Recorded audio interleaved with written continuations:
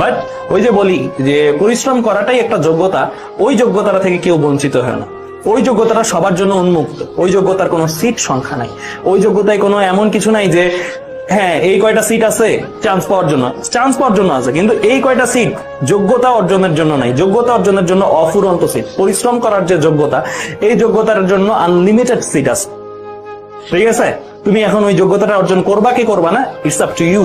And ওই যোগ্যতাটা অর্জন করার পরে চান্স পাও বা না পাও, তুমি লাইফে অ্যাটলিস্ট এতটুকু বুঝবা যে ঠিক আছে লাইফের হার্ড টাইম গুলাকে কিভাবে ট্যাকেল করতে হয়, হার্ড টাইম গুলাতে কিভাবে নিজেকে পরিশ্রমী বানাইতে হয়।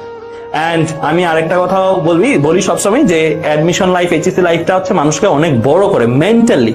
তুমি দেখবা যে তোমাদের ব্যাচে অনেক স্টুডেন্টস যারা হচ্ছে কি এখন মানে অনেক আউল ফাউল কমেন্ট করে, অনেক উল্টাপাল্টা জিনিস লিখে, অনেক আজেরা সময় ব্যয় করে, কিন্তু ওই অ্যাডমিশন পিরিয়ডটার পরই দেখবা ওই মানুষটারই মানসিকভাবে বিপুল চেঞ্জ।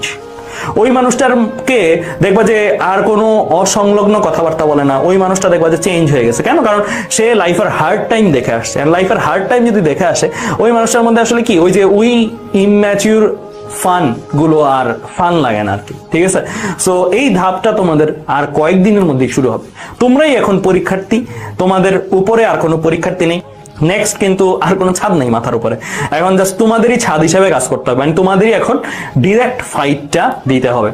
এন্ড এই যে ক্লাসগুলো নিচ্ছি, দেখাচ্ছি, এগুলো কিন্তু ভাবার বিষয়। নিজেকে ভাবতে হবে, নিজের practice sheet, lecture sheet, note এগুলো প্রপার রেডি রেখে বারবার ভাবতে হবে।